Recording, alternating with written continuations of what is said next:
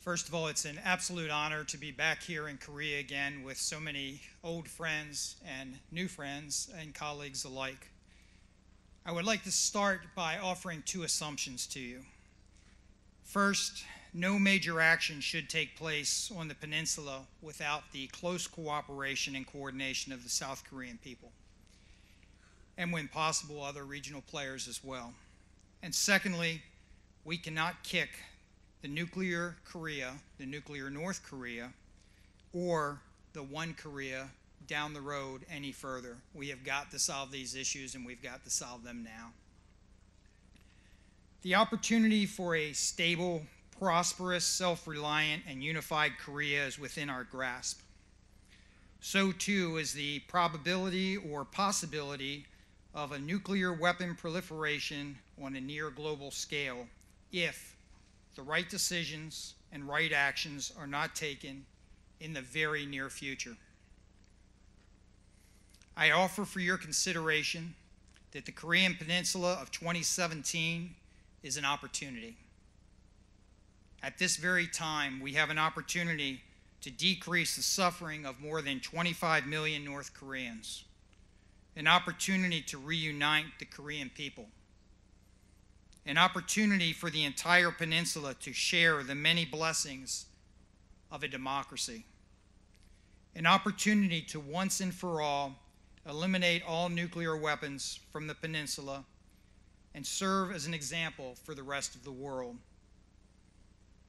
an opportunity for China and Russia to act as great powers, an opportunity for the United States to work closely with the regional powers and function in its capacity as a global power,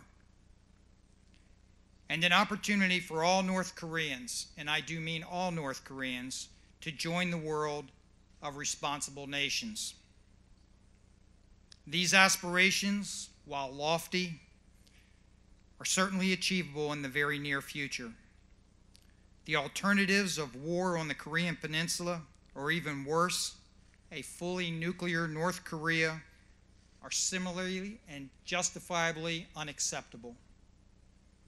35 miles to our north, from where we sit right here, lies the border to another existence. The people here in Seoul are prosperous, healthy, well-educated, and are free to choose who governs this republic.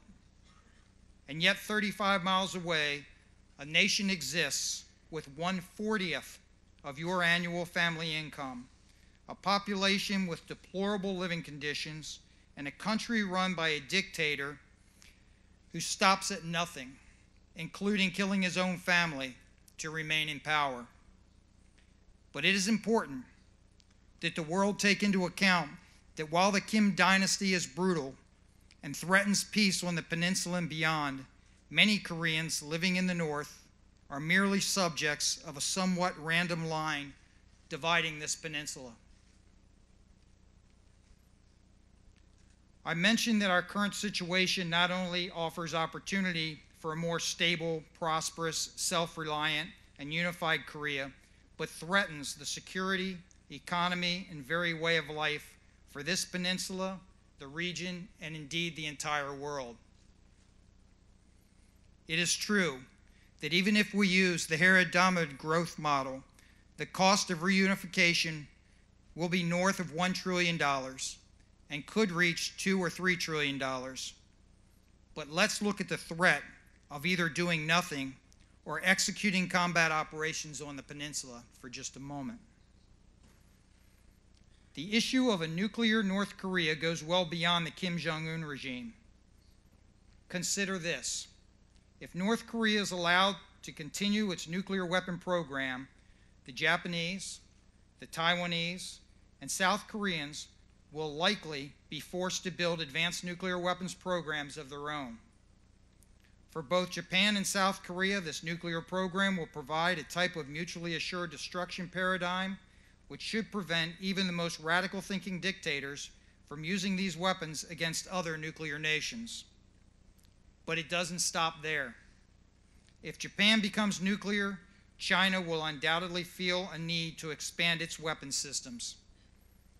In the meanwhile, Iran and other nations will watch as North Korea gets away with developing a nuclear program and threatening world peace, and you may well see a proliferation into the Gulf states and others as they build their own systems. So why does all this matter to the average global citizen, those beyond this peninsula and this region? Because we will lose control of the massive amounts of fissile material developed, and somewhere soon a nuclear device will change the world in ways more significantly than we ever saw on 9/11. Now let's touch upon the elephant in the room. China faces a complex scenario in their own backyard. They are concerned with a united Korea that would resemble the affluent and wildly successful democracy of South Korea, a close ally to the United States. If the unification occurs, there is no longer a geographic buffer between South Koreans and China. But if China does nothing, they are likely left with a nuclear North Korea, a nuclear Taiwan, a nuclear Japan, and South Korea, and possibly combat operations that could go nuclear on the peninsula. Now, China saw the impact on nations like Turkey when 4 million refugees flooded their nation of 80 million.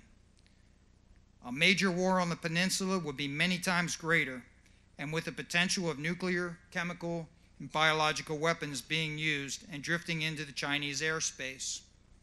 And even if none of those likely WMD after effects impact China, imagine the impact on their economy as shipping lanes were shut down and logistics grind to a near standstill in the region. China's tenuous civilian banking system may falter and impact the remainder of the economy in China, the region, and indeed the globe. So, with those positive thoughts in mind, these are dangerous times with real opportunities. The United States must lead. The Chinese must lead. The South Koreans must continue to be engaged in what happens on their peninsula. And North Korea must be presented options that could result in their survival without nuclear weapons. If these steps are taken, North Korea will eventually melt away and become united with a much more successful South Korea, and the world will be much better for it. Thank you very much.